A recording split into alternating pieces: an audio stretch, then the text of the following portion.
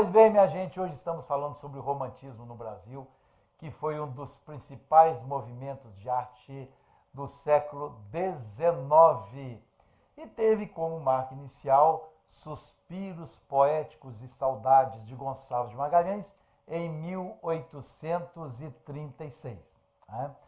Olha, nós queremos falar com vocês algumas características gerais do romantismo para você entender bastante. Primeiro, o egocentrismo, o subjetivismo, culto ao eu.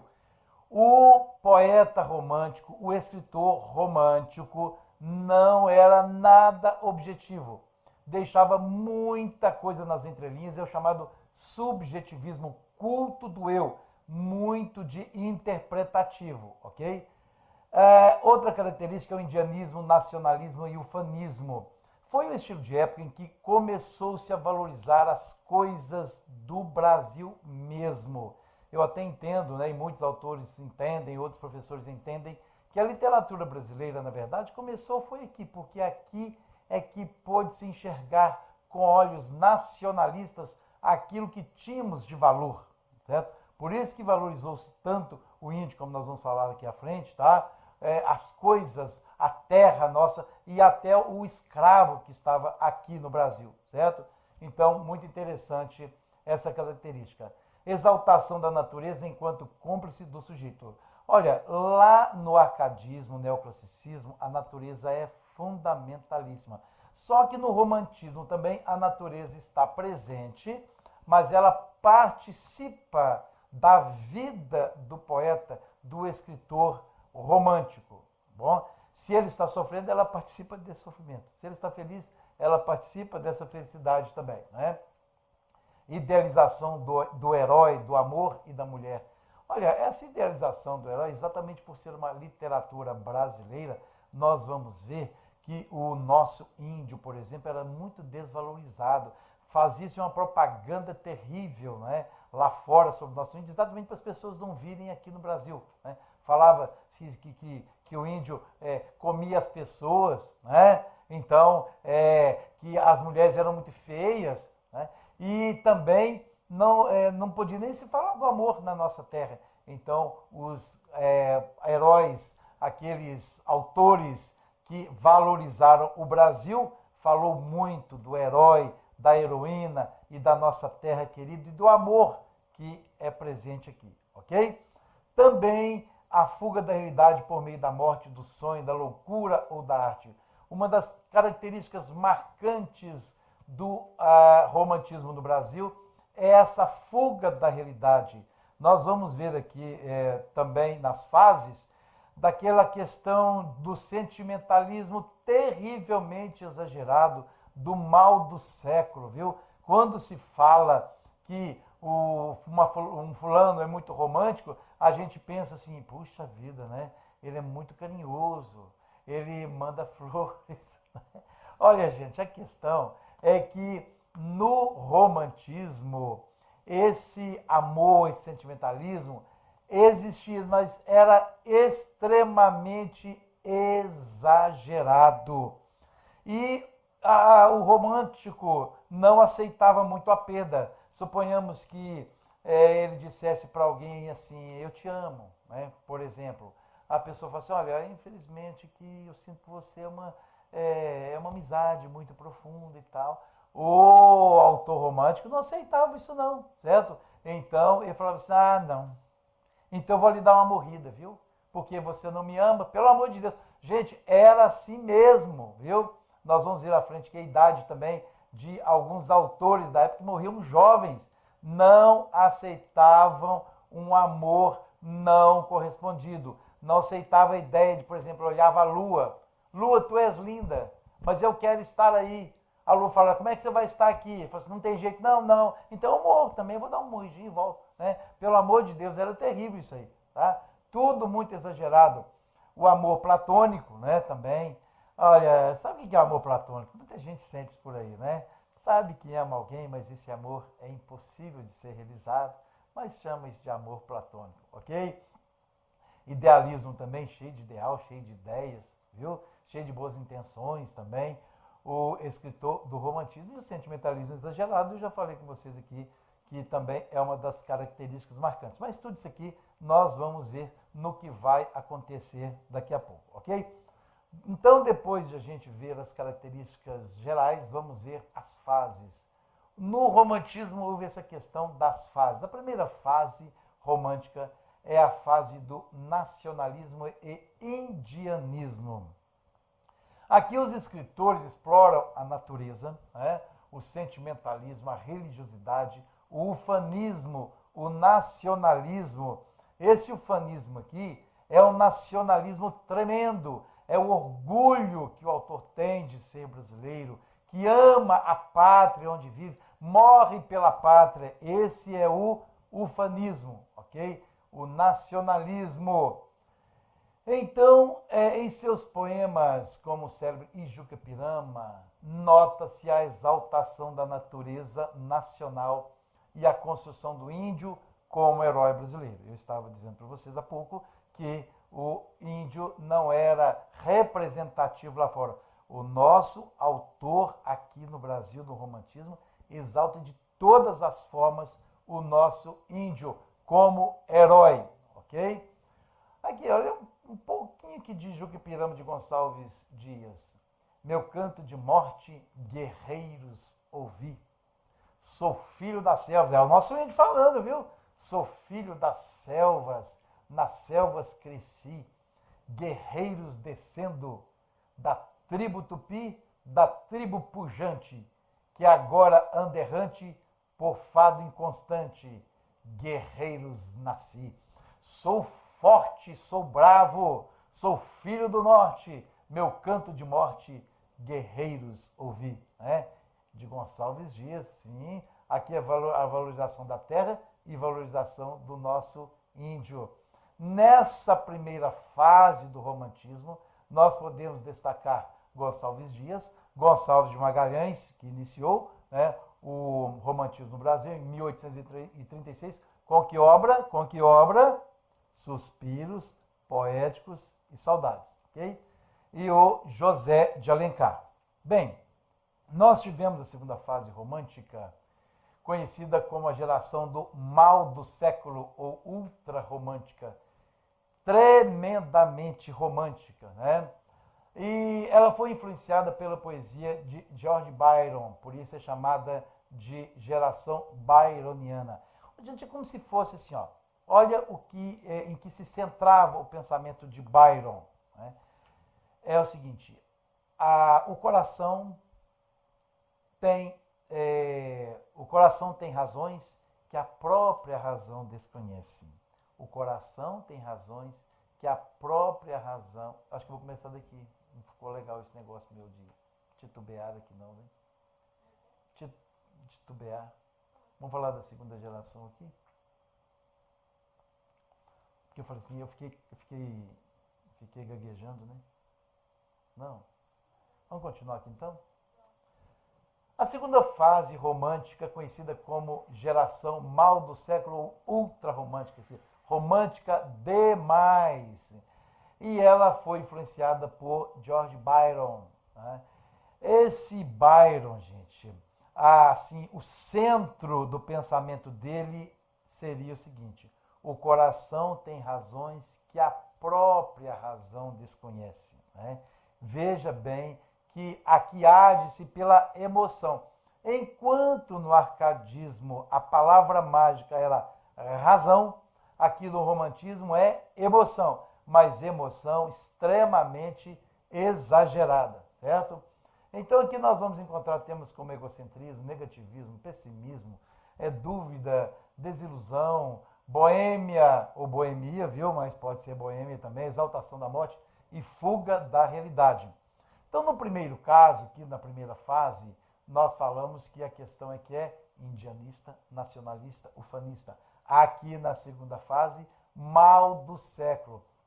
Esse mal do século aí é como se fosse um vírus espiritual que pegou as pessoas na época.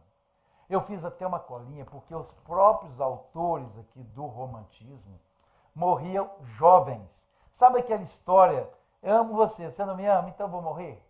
Eu vou à lua, não posso não, então eu vou morrer. Isso eles traziam para a vida pessoal. Sim, senhores. Olha aqui, você acha que, por exemplo, o Castro Alves morreu com quantos anos? 24 anos, né? Com a idade de muitos que estão aqui nos assistindo. Álvares de Azevedo, que você conhece muito, 20 anos. Casimiro de Abreu, 21 anos. Agora, quer ver o que morreu velhinho? Gonçalves Dias, 45 anos. Da idade talvez de seu pai aí, da sua idade, que vai ainda prestar o Enem, as provas, por exemplo. José de Alencar, 48 anos. Fagundes Varela, 33 anos. Você pensa no Castro Alves, morrer com 24 anos. No Alves de Azevedo, morrer com 20 anos. Então, isso fazia parte da vida pessoal das pessoas. Então, o que você escreve é reflexo do momento político, do momento social, do momento espiritual em que você vive. Então, surgiu essa segunda fase romântica como mal do século, extremamente romântica. Por isso é que eu repito, se você ouvir alguém dizer que é muito romântico, ele é extremamente romântico, viu? Só que ficaram as coisas boas, Eu amo você, então eu sou romântico, certo? Agora, o romântico lá do romantismo, nosso Deus, ele morria mesmo fácil por qualquer coisa, ok? E o sentimentalismo era exagerado. Ele ficava no seu pé, viu? Se ele amasse você, ele ficava no seu pé mesmo. Bom, vamos lá então. Olha um pouquinho aqui de Álvares de Azevedo, Você lembra com quantos anos morreu Álvares de Azevedo? Álvares de Azevedo, 20 anos. Eu deixo a vida como quem deixa o tédio. Do deserto o poento caminheiro, como as horas de um longo pesadelo que se desfaz ao dobre de um cineiro. Lembrança de morrer de Álvares de Azevedo, quer dizer, já estava escrevendo pensando na morte, Eu não queria ter vivido nessa época não, viu? No Brasil, os principais escritores dessa geração foram Álvares de Azevedo, Casimiro de Abreu, que eu falei com vocês que morreu com quantos anos aqui? Com 21 anos. Fagundes Varela que morreu com 33 anos, tá bom? Então, é a segunda fase. A primeira nacionalista indianista, a segunda fase dá para segurar aí, mal do século, ultra romântica, e a terceira fase romântica é a fase da geração condoreira. Aí já é uma poesia mais libertária, é uma denúncia social, é uma busca da liberdade. Isso porque muitos dos nossos autores aqui liam autores europeus, essa terceira fase aqui, por exemplo, ela sofreu influência de Victor Hugo, Por Quem Dobram Sinos, o Velho Mar, Tem muita coisa bacana. Então, essa parte, essa terceira geração é chamada também de geração hugoana, exatamente por causa de Victor Hugo. São influências, tá? O principal escritor dessa vertente romântica no Brasil foi Castro Alves, aquele dos 24 anos. Mas cadê o papel? Sumiu, né? Pois é, a colinha sumiu, gente. 24 anos, muito jovem, E em seus versos percebe-se claramente um discurso combatente à escravidão vigente no país. Está vendo como é que é uma poesia libertária e de denúncia social? Olha como é que ele faz aqui, ó.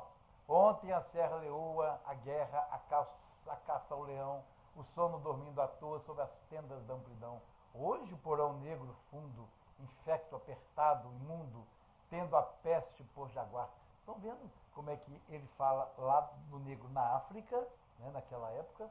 A serra leoa, a guerra, a caça ao leão. E hoje o porão negro fundo. Aí já fala do negro no navio negreiro, ok? Por isso que você vai ver aqui que chama Navio Negreiro esse poema, E tem outros também que falam do negro nos navios. Espumas flutuantes, como se o negro estivesse olhando ali para o mar e vendo que por onde passava ali o navio estavam ficando as espumas flutuantes, Bem romântico isso aqui. Mas vamos lá. E o sono sempre cortado pelo arranco de um finado. O que é o arranco de um finado? Um morto sendo arrancado do meio deles lá. E o baque de um corpo ao mar. Ontem, quer dizer, um corpo jogado ao mar. Ontem, plena liberdade, a vontade por poder. Hoje, cúmulo de maldade, quer dizer, o cúmulo da maldade. Por que eu escrevi desse jeito? Porque naquela época eu escrevi dessa forma, ok? Nem são livres para morrer, nem para morrer eles são livres. Não é terrível isso, gente? Então, eu chamo isso aqui de poesia condoreira, ok? Seria a geração condoreira, uma poesia libertária e denúncia social. Aliás, eu quero até, antes de terminar aqui, falar com você o seguinte: nós temos que guardar o seguinte, olha. José de Alencar, Gonçalves Dias, eles trabalharam muito com a nossa terra e com a nossa gente, valorizando o índio, né? Valorizando a nossa terra. E Castro Alves trabalhou muito com o escravo. Então tem terra, certo? Índio e escravo, ok? Trechos do romantismo. Em pé, no meio do espaço que formava a grande abóbada das árvores, encostado a um velho tronco decepado pelo raio, via-se um índio na flor da idade, umas simples túnicas de algodão, a que os indígenas chamavam aimará, apertada a cintura por uma faixa de penas escarlates, caía-lhe dos ombros até o meio da perna e desenhava o talhe delgado e esbelto como um junco selvagem, o Guarani. Essa aqui é a descrição do índio Peri, da tribo O Guarani, né, que foi criado na imaginação de José de Alencar. E isso aqui você percebe que ele está valorizando a beleza física do nosso índio. Depois, quem ler o Guarani vai perceber que ele tira capítulos para falar sobre a força, a ousadia do índio Peri. Né? E depois, também, quem ler o Guarani vai perceber que, embora ele valorize o índio, ele valorize o povo da nossa terra, a nossa terra. Peri se apaixona, né, pela Cecília, que é Ceci. Ceci significa aquela que faz sofrer. Ele se apaixona por ela. E só que ele sabe que é o amor platônico, eu não falei do amor platônico aí, ele nem se declara para ela, porque ele sabe que seria um amor impossível. Né? E ao final da obra tem uma enchente lá, né? E não sei se eu falo, viu, spoiler, viu? Eu vou falar aqui só para você ter uma ideia de como acaba a obra. Ele sobe lá numa palmeira com ela nos braços, né? A grande chance da vida dele. E a enchente atrás, ele vai subindo a palmeira e a enchente atrás, vai subindo a palmeira e a enchente atrás. Aí, sabe o que acontece? A obra acaba. Aí você fica sem saber se ele sobreviveu com a amada Ceci nos braços, né, ali, salvando-a, se ele nadou com uma mão só, né, a Ceci num braço e o outro ali, ele nadando, ninguém sabe disso, certo? Termina a obra assim, ok? Só para você ter uma ideia de que, apesar de ser romantismo, certo? Dificilmente tem assim um final feliz, sabe? Porque é um amor extremamente exagerado, tá? E também ali parece que acaba em morte, né? Pode ser que acabe em morte, que é mais uma das características do... muito além daquela serra que ainda azula no horizonte, nasceu Iracema. Gente, olha, a nossa Índia era tido como feia lá fora. O que o nosso escritor fez? Valorizou o nosso índio, o índio Peri, o índio ousado, forte, né? E também capaz de amar. E valorizou a nossa Índia. Olha aqui como é que ele fala, Iracema, a virgem dos lábios de mel. Ô, gente, virgem e dos lábios de mel ainda. Olha o que ele faz com a obra, hein? Iracema, a virgem dos lábios de mel, que tinha os cabelos mais negros que a asa da graúna e mais longos que seu talho de palmeira. O favo de Jati não era doce como o seu sorriso. Olha que coisa linda, gente. Nem a baunilha recendia no bosque como o seu hálito perfumado. Mais rápida que a ema selvagem, a morena virgem corria o sertão e as matas do Ipu, onde campeava sua guerreira tribo. Guerreira tribo, hein? O pé grácil e nu mal roçando alisava apenas a verde pelúcia que vestia a terra com as primeiras águas. Um dia, ao pino do sol, ela repousava em um claro da floresta. Banhava-lhe o corpo a sombra da oiticica, mais fresca do que o orvalho da noite. Os ramos da caça silvestre esparziam flores sobre os últimos cabelos. Escondidos na folhagem, os pássaros ameigavam o canto. Até os pássaros eles ficavam encantados pela beleza de Iracema, a virgem dos lábios de mel, que andava nua naturalmente, né, aquelas paragens do Brasil. Né? Muito lindo isso aí, a valorização do índio Peri em Uguarani e a valorização de Iracema nessa obra aqui. Okay? Inclusive, gente, eu vou até falar também rapidamente aqui, Iracema, ela atinge uma flecha, né, um guerreiro que está lá, certo? Que é o português, o invasor, né, o conquistador, e ela fica com pena dele, sabe, de estar ali quase à morte. Então ela vê assim alguma coisa que pode salvá-lo, então vê uns ramos e coloca aqueles ramos sobre ferida, aí ele se cura, os dois se apaixonam, mas depois ele é chamado para a guerra, ela fica naquela tristeza tremenda e dá uma vontade de falar o spoiler, mas eu não falo, ok? Então falei também do sofrimento, do amor entre os dois, embora ela fosse linda, ela fosse maravilhosamente bela, valorizando a nossa Índia, ok? Aqui é uma parte de um poema de Gonçalves Dias que todo mundo conhece, Canção do Exílio. Minha terra tem palmeiras onde canta o sabiá. As aves que aqui gorjeiam não gorjeiam como lá. Nosso céu tem mais estrelas, nossas vases têm mais flores. Nossos bosques têm mais vida, nossa vida mais amores. Aqui, só nessa estrofe, dá para a gente perceber alguma coisa. Ele está falando da terra Brasil. Mas o poema chama-se Canção do Exílio. Ele se coloca como se estivesse no exílio, como se estivesse afastado da sua terra natal.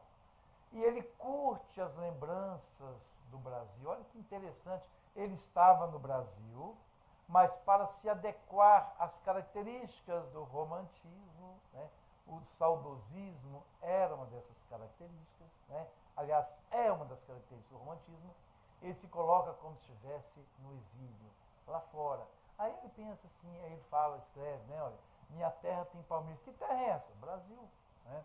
Onde canta o sabiá, as aves que aqui gorjeiam. Aqui gorjeiam onde? Lá no exílio. Não gorjeiam como lá. Lá onde? No Brasil. Olha que interessante isso aqui. Né? Nosso céu tem mais estrelas, o céu do Brasil. Nossas vases têm mais flores, do Brasil. Nossos bosques têm mais vida, do Brasil. Nossa vida mais amores. Né? Aí ele fala assim, em cismar sozinho à noite, pensativo à noite, mais prazer encontro eu lá onde? No Brasil. Minha terra tem palmeiras onde canta sabiá. Depois ele diz assim também, ó, minha terra tem primores, que tais não encontro eu cá no exílio. Né? Mais prazer encontro lá, minha terra tem palmeiras onde canta sabiá. Não permita, Deus, que eu morra, sem que eu volte para lá, sem que desfrute os primores, que não encontro aqui no exílio, por cá. Sem que ainda aviste as palmeiras onde canta o sabiá, canção do exílio de Gonçalves Dias. Né? Você vê que tudo aqui, ó, valorizando a nossa terra, ok? Valorizando aqui o que? A nossa Índia em Iracema, valorizando aqui o nosso índio aqui em Uguarani. E no Castro Alves ali, você viu navio negreiro, né? Aqui, ó, valorizando quem? O nosso negro, o escravo. Ok, gente? Isso é importante. O escravo, Castro Alves. Ok? A Índia, o índio e a terra, José de Alencar e Gonçalves Dias. E aí, minha gente, muito bem. Agora vamos ver autores e obras. Aí eu coloco uma lista aqui, ó, a seguir os principais autores do romantismo brasileiro e suas respectivas obras. Só para você ter uma ideia, Gonçalves Dias escreveu Segundos Cantos em 1848, Últimos Cantos em 1851, Chimbiras, Cantos, Álvares de Azevedo, aquele dos 20 anos, né, gente? Lira dos 20 anos, 1853, Noite na Taverna, 1855. Dá até vontade de ficar falando com vocês, falar um pouquinho, resumo disso aqui, viu? Mas não dá tempo aqui, principalmente que nós temos muita coisa para ver. Casimiro de Abril, Primaveras, Castro Alves, né? O Poeta dos Escravos, Espumas Flutuantes, Cachoeira de Paulo Afonso, Os Escravos, né? Aquela terceira fase, Geração Condoreira. Lembra disso? os temas eram denunciativos. Né? José de Alencar, o Guarani, que é da primeira fase, Iracema, tio e senhora. Ok, gente? Depois nós temos umas questões aqui que nós vamos ver para frente. Ok?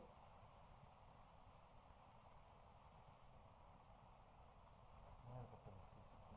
Aqui vai para o... Sim, José de Alencar.